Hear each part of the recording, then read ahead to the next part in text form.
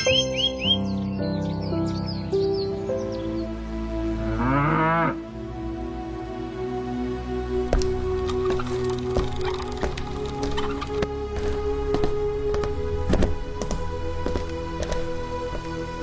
समय पहले की बात है।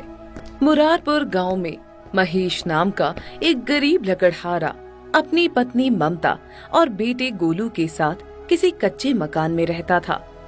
दुख उसकी जिंदगी से जाने का नाम ही नहीं ले रहा था। जब भी लगता था कि उसके सारे दुख खत्म होने वाले हैं, वैसे ही कुछ ऐसा हो जाता था कि उसके दुख कई गुना बढ़ जाते थे। लेकिन फिर एक ऐसी घटना हुई जिससे धीरे धीरे उसकी किस्मत बदल गई।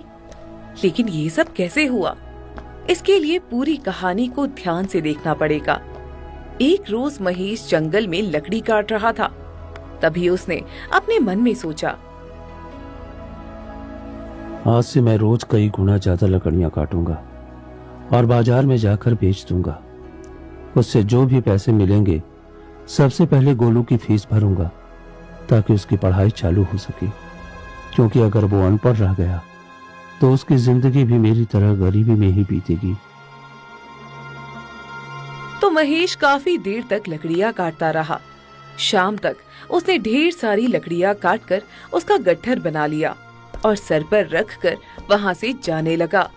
लेकिन वो जंगल नदी के दूसरी तरफ था। नदी पार करने के लिए एक लकड़ी का पुल बना हुआ था। उसी पुल से महेश नदी को पार करने लगा।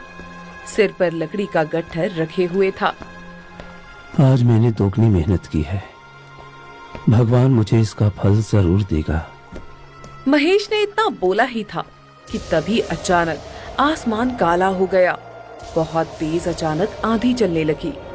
उसी आंधी में वो लकड़ी का गट्ठर नदी में जा गिरा। हवा इतनी तेज थी कि महेश ने पुल पकड़ लिया और मन ही मन सोचने लगा, हे भगवान, ये क्या हो गया?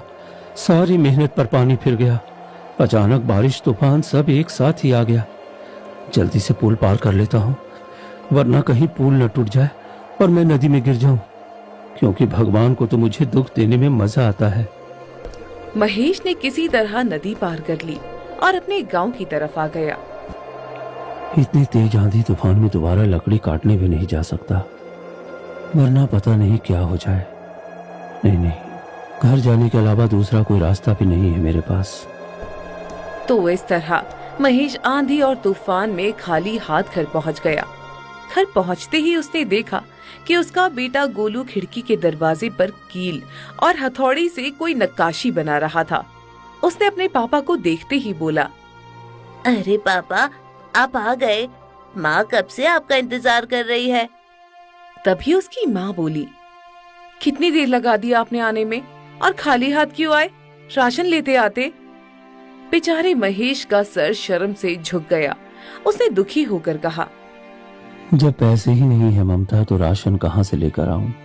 आज मैंने दुगनी मेहनत की थी, ढेर सारी लकड़ियां काटी थी, लेकिन पुल पार करते वक्त अचानक तेज आंधी आई और पूरा लकड़ी का गट्ठर नदी में गिर गया।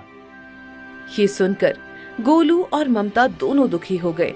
तभी ममता बोली, कोई बात नहीं, अभी थोड़ा सा आटा बचा हुआ है, वही प्याज के साथ खा लेते हैं हम लोग।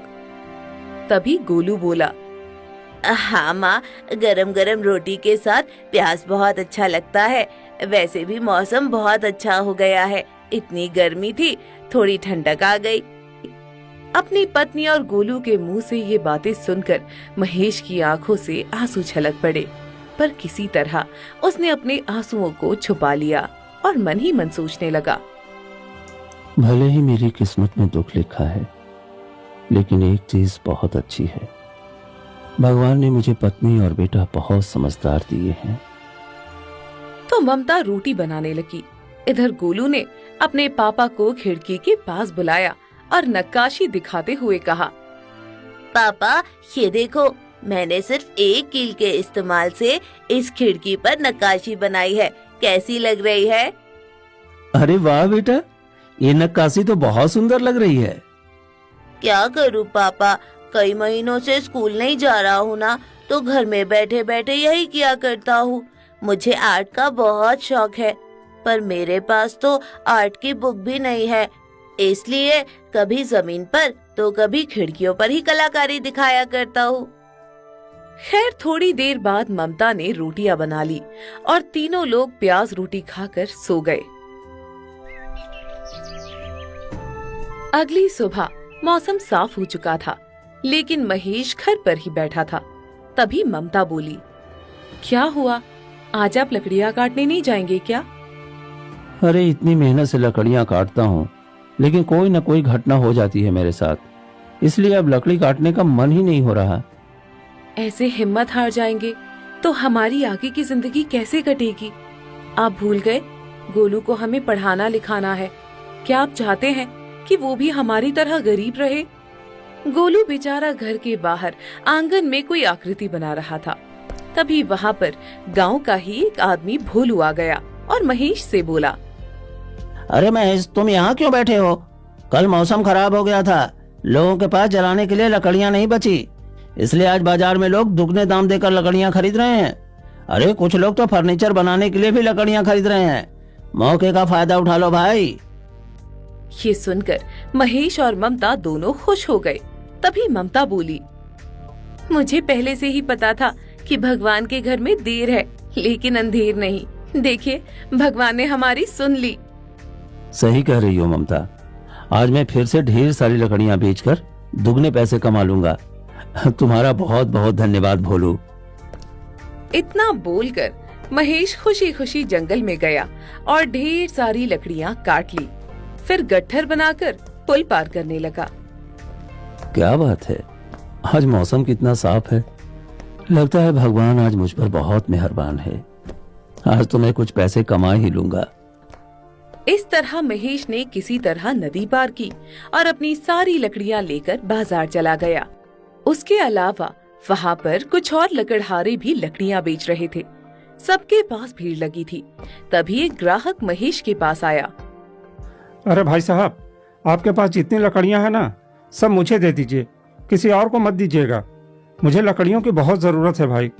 इकट्ठे लकड़ियां खरीद कर रख लेता हूँ, पता नहीं कब मौसम खराब हो जाए और लकड़ियां मिलना बंद हो जाए।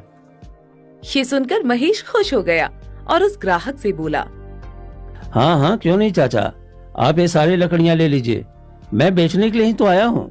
हर कोई यहाँ पर दोगुने दाम में लकड़ियाँ बेच रहा है, लेकिन मैं आपको उसी दाम में सारी लकड़ियाँ दे दूंगा, क्योंकि आप एक साथ मेरी सारी लकड़ियाँ खरीद रहे हैं ना।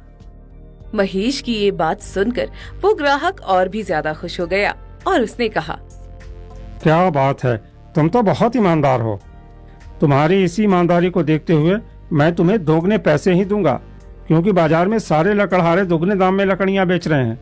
मुझे तो लगा था कि आज मुझे लकड़ियां मिलेंगी ही नहीं। तो ग्राहक ने महेश को दोगुने पैसे दिए और लकड़ियां लेकर चला गया। महेश बहुत खुश हुआ। वाह क्या बात है भगवान, आपने तो अचानक मेरे सारे दुख गायब कर दिए। बाजार आए हुए सिर्फ मुझे 10 मिनट हुए हैं और 10 मिनट में मैंने इतने सारे पैसे कमा लिए। अब घर जाता हूँ, रास्ते में राशन लूंगा, ममता और गोलू बहुत खुश हो जाएंगे। इतना बोलकर महेश वहाँ से जाने लगा। रास्ते में वो पैसे गिनते हुए जा रहा था। सुनसान इलाका था। तभी कोई चोर भागते हुए आया और उसके हाथ से सारे पैसे छीनकर वहाँ से भाग गया। महेश चिल्लाते हुए इसके पीछे भागा। अरे चोर चोर चोर, मेरे सारे मेहनत के पैसे लेकर भाग रहा है तू। अरे रुक जाओ, अगर तुमको जरूरत है तो थोड़े पैसे मैं तुम्हें दे दूंगा, लेकिन बाकी पैसे तो लौटा दो। अरे मेरे बीवी बच्चे भूखे हैं। अरे कोई है मेरी मदद करने वाला? अरे कोई है, कोई पकड़ो उस चोर को। लेकिन वो चोर रुका नहीं। वहाँ पर उसकी मदद करने के लिए भी कोई दूर दूर तक नहीं था। वो चोर वहाँ से भाग गया और बेचारा महेश वहीं बैठकर रोने लगा। हे भगवान, ये कैसी किस्मत बनाई है तूने मेरी। दुख खत्म होने ही वाला होता है कि तुरंत कोई नया दुख दे देता है तू। अब मैं अपने बीवी बच्चों को क्या मुंह दिखाऊंगा। अब कई घंटों तक महेश वहीं बैठा रहा। धीरे धीरे अंधेरा हो गया। रात काफी हो चुकी है, अब घर तो जाना ही पड़ेगा। मेरी बीवी और बेटा बहुत समझदार है, उन्हें बताऊंगा तो समझ जाएगा। महेश वहाँ से जाने लगा, लेकिन जैसे ही वो गांव के अंदर पहुँचा, उसे एक किराने की दुकान दिखाई दी। तभी उसने सोचा, ऐसा करता हूँ, चाचा की दुकान से थोड़ा उधार राशन ले लेता हूँ, वरना मैं मुंह दिखाने के काबिल नहीं बचूंगा अपने घर में। इतना बोलकर महेश किराने की दुकान पर गया और दुकानदार से बोला, चाचा, मुझे 5 किलो चावल, 2 किलो अरहर की दाल और 5 किलो आटा उधार दे दो। मैं 1 हफ्ते में आपको पैसा दे दूंगा। देखो, पूरे गांव को पता है कि तुम्हारे पास दुखों की दुकान है और तुम्हारी किस्मत भी बहुत खराब है, तो तुम मुझे पैसे तो दे ही नहीं पाओगे, इसलिए मैं तुम्हें तो उधार बिल्कुल नहीं दे सकता। हाँ। अरे चाचा, कैसी बात करते हो? 1 हफ्ते में इतना पैसा तो कमा ही लूंगा कि आपके पैसे चुका सकूं। इसी गांव में रहता हूं, इतना तो भरोसा कर लीजिए। तुमको खुद अपनी किस्मत पर भरोसा नहीं है तो मुझे कैसे होगा? हाँ? मैं तुम्हें उधार सामान नहीं देने वाला। हाँ। अब महेश परेशान हो गया, क्योंकि वो बिना राशन लिए घर जाना ही नहीं चाहता था। इसलिए उसने कहा, चलिए ठीक है, आप मुझे उधार राशन दे दीजिए। अगर 1 हफ्ते के अंदर मैं आपको पैसा न लौटा पाया तो आप मेरे घर पर कब्जा कर लेना। फिर जब मैं आपको पैसे लौटा पाऊं तब आप मुझे घर वापस कर देना। अब तो राशन दे सकते हैं ना? ये सुनकर दुकानदार दंग रह गया और बोला, एक बात फिर से सोच लो महेश, क्योंकि मुझे अच्छी तरह से पता है कि 1 हफ्ते बाद तुम्हारा घर मेरा होने वाला है और फिर तुम कभी मेरा उधार नहीं चुका पाओगे। अरे थोड़े से राशन के चक्कर में 1 हफ्ते बाद तुम्हारा घर चला जाएगा। अरे कहीं नहीं जाएगा मेरा घर चाचा, 1 हफ्ते में इतना तो कमा ही लूंगा। मैंने जो बोला है जल्दी से मुझे दे दीजिए। ठीक है, जैसी तुम्हारी मर्जी। मेरा काम था तुम्हें समझाना, सो मैंने तुझे समझा दिया। तभी दुकानदार ने रमेश को उधार राशन दे दिया और महेश सारा राशन लेकर घर आ गया। इतना सारा राशन देखकर गोलू और ममता दोनों बहुत खुश हो गए। तभी ममता बोली, चलो, भगवान का शुक्र है कि आज कोई गड़बड़ नहीं हुई। आज मुझे सुबह से ही लग रहा था कि भगवान हमारा साथ जरूर दे रहा है। उसे खुश देखकर महेश चुप हो गया और मन ही मन सोचने लगा, अगर मैंने ममता को सारी सच्चाई बता दी तो उसे बहुत बुरा लगेगा। राशन तो ले ही आया हूं, 1 हफ्ते में दुकानदार को पैसे दे दूंगा, फिर इन दोनों को कुछ नहीं पता चलेगा। वैसे भी अभी कुछ दिनों तक बाजार में लकड़ियां दुगने दाम में बिकेंगी। इस समय लकड़ियों की कमी चल रही है। तभी गोलू बोला, अरे पापा, क्या सोचने लगे? आज तो आपको खुश होना चाहिए। माँ, जल्दी से खाना बनाओ, आज बड़े दिनों बाद हम अच्छा खाना खाएंगे। ये तभी महेश बोला, हाँ गोलू, आज मैं बहुत खुश हूँ। बस थोड़ी सी थकावट हो गई है, इसलिए चेहरा उतरा हुआ लग रहा है। ममता, तुम जल्दी से खाना बनाओ, मैं तब तक हाथ मुंह धोकर आता हूँ। ममता खुशी खुशी खाना बनाने लगी। महेश हाथ मुंह धोने चला गया। इधर गोलू जमीन पर कोई आकृति बना रहा था। हाथ मुंह धोकर जैसे ही महेश आया तो गोलू से बोला, गोलू, तुमने पूरे घर को बर्बाद कर दिया है आकृतियां बना बनाकर, लेकिन मुझे पूरा भरोसा है 15-20 दिनों में मैं तुम्हारे स्कूल की फीस जमा कर दूंगा। फिर तुम स्कूल जाना ताकि घर बर्बाद न करो। पापा, आप तो जानते ही हो ना कि मुझे कलाकारी का कितना शौक है। खैर, थोड़ी देर बाद ममता ने खाना बनाया और सब एक साथ बैठकर खाने लगे। तभी ममता बोली, आज बड़े दिनों के बाद दाल चावल रोटी सब कुछ एक साथ खाने को मिल रहा है। गोलू, पेट भर के खाना। हाँ माँ, पेट भर कर ही खाऊंगा। ऐसा लग रहा है कि जिंदगी में पहली बार इतना अच्छा खाना खा रहा हूँ। महेश उनकी बातें सुन रहा था, लेकिन कुछ बोल नहीं रहा था, क्योंकि असली सच्चाई तो सिर्फ उसे ही पता थी। खैर, खा पीकर सब सो गए। अगली सुबह महेश जल्दी उठ गया और बोला, ममता, गोलू, मैं जा रहा हूँ लकड़ियां काटने। आज कल से भी ज्यादा लकड़ियां काटूंगा ताकि ज्यादा पैसा मिले। गोलू की फीस भी तो भरनी है। तभी ममता बोली, हाँ हाँ ठीक है, आप जाइए। तो महेश तुरंत जंगल में चला गया। ढेर सारी लकड़ियां काटी और बाजार पहुंच गया। लेकिन बाजार में एक बहुत बड़ा ट्रक खड़ा था, जिसमें ढेर सारी लकड़ियां थी। सारे ग्राहक उसी ट्रक से लकड़ियां खरीद रहे थे। बाकी लकड़हारे परेशान थे। तभी महेश ने किसी दूसरे लकड़हारे से पूछा, अरे भाई साहब, सारे लोग उस ट्रक वाले से लकड़ी क्यों खरीद रहे हैं?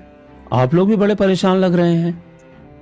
अरे क्या बताएं महेश भैया, ये अमीर व्यापारी हमेशा हम गरीबों के पेट पर लात मारने में जुटे रहते हैं। एक कोई बड़ा व्यापारी आया है, पूरा ट्रक लकड़ियां भरकर, और वो बहुत ही सस्ते दाम में लोगों को लकड़ियां बेच रहा है, इसलिए हमसे कोई लकड़ियां भी नहीं खरीद रहा है। हे भगवान, तो मेरे साथ ये सब क्यों कर रहा है? अगर मेरी लकड़ियां नहीं बिकेंगी तो मैं दुकानदार का पैसा कैसे चुकाऊंगा? मेरा तो घर चला जाएगा, हम सड़क पर आ जाएंगे। शाम तक सारे गरीब लकड़हारे बाजार में बैठे रहे, पर उनसे किसी ने लकड़ियां नहीं खरीदी। सारी लकड़ियां लेकर महेश रात को वापस घर आ गया और अपने परिवार को सारी बात बता दी।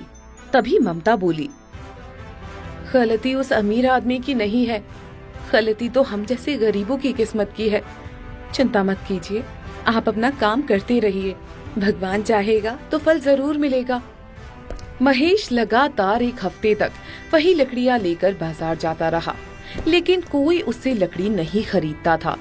सारे लोग उस ट्रक वाले व्यापारी से ही लकड़ियां खरीदते। 8वें दिन वही दुकानदार उनके घर टपक पड़ा। महेश, एक हफ्ते तक मैंने कुछ नहीं बोला, अब तुम घर खाली कर दो। ममता और गोलू दोनों हैरान हो गए। तभी ममता बोली, अरे चाचा, हम अपना घर क्यों खाली कर दें? ये घर हमारा है। क्यों महेश, तुमने अपने परिवार को उस बारे में कुछ नहीं बताया क्या? अब महेश के पास सच्चाई बताने के अलावा कोई दूसरा रास्ता नहीं बचा। वो अपनी बीवी और बेटे से बोला, ममता, गोलू, मुझे माफ कर देना।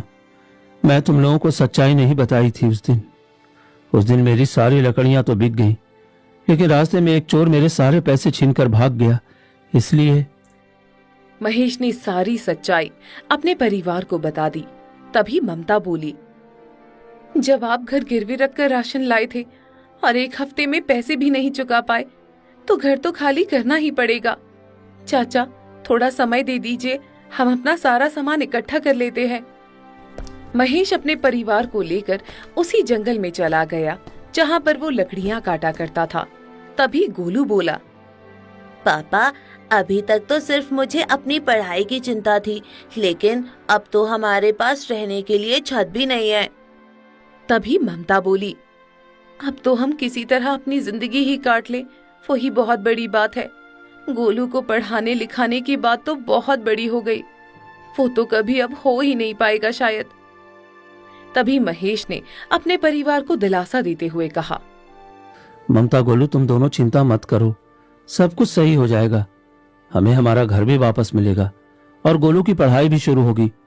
मैंने आज तक कोई गलत काम नहीं किया, इसलिए भगवान पर मुझे पूरा भरोसा है, वो मुझे कोई ना कोई रास्ता जरूर दिखाएंगे। फिलहाल मैं लकड़ियां काट कर लाता हूँ, लकड़ियों से एक छोटी सी झोपड़ी बना लेता हूँ। महेश ने उसी जंगल में लकड़ी की छोटी सी झोपड़ी बना ली और उसी में रहने लगा। अभी थोड़ा बहुत राशन बचा हुआ था, इसलिए फिलहाल खाने पीने की समस्या नहीं थी। एक रात खाना पीना खाने के बाद जब सब लोग सो गए, तो महेश अकेले झोपड़ी के बाहर आया और आसमान की तरफ हाथ जोड़कर भगवान से प्रार्थना करने लगा। हे भगवान, अगर आप सच में कहीं पर हैं तो मेरी बात जरूर सुन रहे होंगे। मुझे एक बात का जवाब दीजिए, मैंने आज तक किसी के साथ गलत नहीं किया, फिर मेरे साथ इतना गलत क्यों हो रहा है? आप तो मेरी इतनी परीक्षा ले रहे हैं, मानो आप मुझे ब्रह्मांड का मैनेजर बनाना चाहते हैं। अब आपको मेरी मदद करनी ही पड़ेगी, या फिर मेरे पूरे परिवार को अपने पास बुला लीजिए। अब मैं और बर्दाश्त नहीं कर पाऊंगा भगवान, अब और बर्दाश्त नहीं कर पाऊंगा। ये कहते कहते महेश की आंखों से आंसू छलक पड़े। खैर, थोड़ी देर बाद महेश अपनी झोपड़ी के अंदर गया और सो गया। अगली सुबह उसने अपनी बीवी से कहा, ममता, मैं जरा बाहर जा रहा हूँ, गोलू का ख्याल रखना, कहीं बाहर मत निकलना। इतना बोलकर महेश बाहर निकल गया।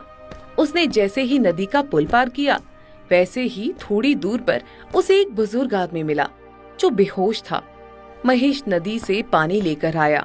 बाबा के चेहरे पर डाला, तब उन्हें जाकर थोड़ा होश आया। अरे बाबा, कौन है आप?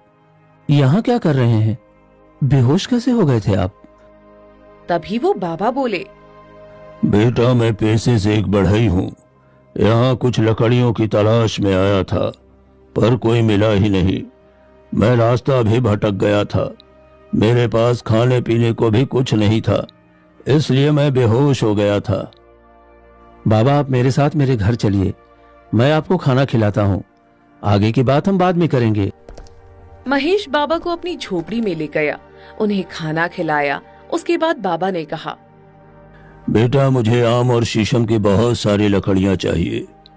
हमारे कस्बे में शौकीन और अमीर लोग रहते हैं, उनके लिए फर्नीचर बनाना है। ये सुनकर महेश खुश हो गया। उसने कहा, चिंता मत कीजिए बाबा, भगवान ने आपको बिल्कुल सही जगह भेजा है। मैं आपको आम और शीशम की लकड़ियां दे सकता हूँ, जितनी भी आप कहो। महेश दिन भर लकड़ियां काटता रहा और शाम तक उसने ढेर सारी आम और शीशम की लकड़ियां इकट्ठा कर ली। तभी महेश ने बाबा से कहा, बाबा, ये रही आम और शीशम की लकड़ियां, और भी कभी चाहिए तो बता देना। तुम्हारा बहुत बहुत धन्यवाद बेटा। आम और शीशम की लकड़ियां ढूंढते ढूंढते तो एक हफ्ता गुजर गया, पर मुझे कहीं मिली ही नहीं। पर तुमने तो आसानी से इतनी सारी लकड़ियां मेरे लिए ढूंढ दी। अभी मेरा नौकर लोडर लेकर आता होगा, उसमें ही लाद घर ले जाऊंगा ये सारी लकड़ियां। थोड़ी देर बाद उसका ड्राइवर एक लोडर लेकर आया, जिसमें सारी लकड़ियां उसने लोड कर ली। जाने से पहले बाबा महेश से बोले, ये लो बेटा पैसे, और ये बताओ, तुम यहाँ जंगल के बीच क्यों रहते हो? तुम्हारा कोई घर नहीं है क्या? अब क्या बताऊं बाबा, मेरी कहानी बहुत दुख भरी है। आप सुनकर क्या करेंगे? नहीं बेटा, तुमने मेरी इतनी मदद की है तो तुम्हें मुझे अपनी पूरी कहानी बतानी ही पड़ेगी। हो सकता है मैं तुम्हारी कुछ मदद कर सकूं। अगर तुम मुझे होश में न लाए होते तो पता नहीं आज मैं कहाँ होता। ठीक है बाबा, आप जिद कर रहे हैं तो बता देता हूँ। दरअसल मैं पास के गांव में रहता हूँ। हमारी हालत कुछ ठीक नहीं थी। फिर एक दिन। तो इस तरह महेश ने अपनी जिंदगी की सारी कहानी, जो भी अभी तक उसकी जिंदगी में घटी थी, सब बाबा को बता दी। महेश की दुख भरी कहानी सुनकर बाबा को उस पर तरस आ गया। उन्होंने महेश से कहा, तुम सिर्फ लकड़ियां बेचकर कभी अपना सपना पूरा नहीं कर पाओगे। मैं एक बढ़ई हूँ, मैं तुम्हें बढ़ई का काम सिखा देता हूँ। लकड़ियां तुम्हारे पास है ही, बढ़ई का काम सीख जाओगे तो अच्छा खासा पैसा कमा लोगे। मैं भी पहले गरीब था बेटा, लेकिन धीरे धीरे मैंने अपनी हालत सुधार ली यही काम करके। बाबा की बात सुनकर महेश खुश हो गया और उसने कहा, बाबा, अगर आप मुझे बढ़ई का काम सिखा देंगे तो मेरी लगभग सारी समस्याएं खत्म हो जाएंगी। तो ठीक है, पड़ोस वाले कस्बे में आ जाना। किसी से भी पूछ लेना राम अवतार बढ़ई कहाँ रहते हैं, हर कोई तुम्हें बता देगा। और एक हफ्ते में ही मैं तुम्हें बढ़ई का सारा काम सिखा दूंगा। तुमने मेरी जान बचाई है तो इतना तो कर ही सकता हूँ। इतना बोलकर बाबा सारी लकड़ियां लेकर वहां से चले गए। उसके बाद महेश खुशी खुशी घर आया और ममता को पैसे देते हुए बोला, ममता, ये लो पैसे। इन पैसों से राशन भी आ जाएगा और हमारा घर भी वापस मिल जाएगा। और कल मैं उन बाबा के पास बढ़ई का काम सीखने जाऊंगा। धीरे धीरे सब कुछ ठीक हो जाएगा। अब मुझे अंदर से ऐसा लगने लगा है। तभी ममता बोली, अरे लगा तो ऐसा कई बार है हमें कि सब कुछ ठीक होने वाला है, लेकिन जैसे ही ठीक होने वाला होता है कोई ना कोई गड़बड़ हो ही जाती है। तभी गोलू बीच में बोल पड़ा, माँ, ऐसी नकारात्मक बातें नहीं बोलनी चाहिए। भगवान को जितना दुख हमें देना था उससे ज्यादा ही दुख हमें मिल चुका है। अब भगवान हमें कोई दुख नहीं देंगे। पापा, चलो अपने घर वापस चलते हैं। तो महेश सारा सामान लेकर अपने गांव वापस आ गया। उसने दुकानदार का उधार चुकाया और राशन भी खरीद लिया। उसके बाद दुकानदार ने उसके घर की चाबी उसे दे दी और बोला, महेश, तुम अपना घर जैसे छोड़ कर गए थे वैसे ही है। मैं उसमें रहता नहीं हूँ। मैंने तो ये जानबूझकर तुम्हारे साथ किया था क्योंकि जब तक इंसान के पास हद से ज्यादा दुख नहीं आता तब तक उसकी जिंदगी में कोई बदलाव नहीं होता। अब मुझे पता है तुम्हारी जिंदगी बदलने वाली है। आपका बहुत बहुत धन्यवाद चाचा। तो उस रात ममता ने अपने घर में खाना बनाया और सब खा पी कर सो गए। अगले ही दिन महेश दूसरे कस्बे में उन्हीं बढ़ई बाबा के पास पहुंचा और बाबा उसे बढ़ई का काम सिखाने लगे। कुछ दिनों में ही महेश बढ़ई का काम सीख गया। तभी बाबा बोले, अब तुम बढ़ई का काम सीख गए हो। मेरे कुछ पुराने ग्राहक हैं, उनका काम मैं तुम्हें दे देता हूँ। धीरे धीरे तुम अपने घर से ही शुरुआत करो। बाबा, आपका बहुत बहुत धन्यवाद। आपको पता नहीं आपने मुझे क्या दिया है। जिंदगी से बढ़कर कुछ नहीं होता बेटा, जो तुमने मुझे दी है। अगर वक्त पर तुम मुझे पानी न पिलाते, मुझे होश में न लाते, तो मैं शायद इस वक्त यहाँ न होता, क्योंकि उस पुल के पास दूर दूर तक कोई नहीं था। तो इस तरह अगले दिन से ही महेश अपने घर के बाहर ही बढ़ई का काम करने लगा। लोग उसके पास कुर्सियां, मेज, पलंग ये सब बनवाने आने लगे। 2 महीने काम करके महेश ने गोलू के स्कूल की फीस जमा कर दी और वो स्कूल जाने लगा। तभी एक रात महेश ने ममता से कहा, ममता, अब मुझे लगने लगा है कि हमारी जिंदगी में कभी दुख नहीं आएगा। गोलू स्कूल भी जाने लगा है। ज्यादा बड़े बड़े सपने मत देखिए। गोलू स्कूल जाने लगा है, खाने पीने की समस्या नहीं है, इतने में ही खुश रहिए। महेश बेचारा चुप हो गया। फिर एक शाम उसके गांव का ही एक आदमी मोहनलाल महेश के पास आया और बोला, महेश भाई, ये काम सीखकर तुमने बहुत अच्छा किया। तुम तो जानते ही हो मेरी बेटी की शादी तय हो गई है और ज्यादा दहेज देने के लिए मेरे पास पैसे नहीं है। तुम ऐसा करो, मेरे लिए 4 लकड़ी की खूबसूरत कुर्सियां बना दो। भाई, मैं अपनी बेटी को दहेज में दूंगा। कुर्सियां ऐसी बनाना जिसे देखकर समधी जी खुश हो जाएं। चिंता मत करो चाचा, कविता मेरी भी बेटी जैसी है। मैं बहुत मजबूत और टिकाऊ कुर्सियां बना दूंगा। चिंता मत करो आप, शीशम की लकड़ियों से कुर्सियां बनाऊंगा। ठीक है बेटा, तुम्हारा बहुत बहुत धन्यवाद। इतना बोलकर मोहनलाल वहाँ से चला गया। लेकिन दूर से उसकी बातें गोलू ने सुन ली। वो मन ही मन सोचने लगा, पापा शायद मोहनलाल चाचा की बात समझ नहीं पाए। उन्हें मजबूत और टिकाऊ कुर्सियां नहीं बल्कि खूबसूरत कुर्सियां चाहिए। लगता है मुझे ही कुछ ऐसा करना पड़ेगा कि कविता दीदी के ससुराल वाले उन कुर्सियों की खूब तारीफ करे।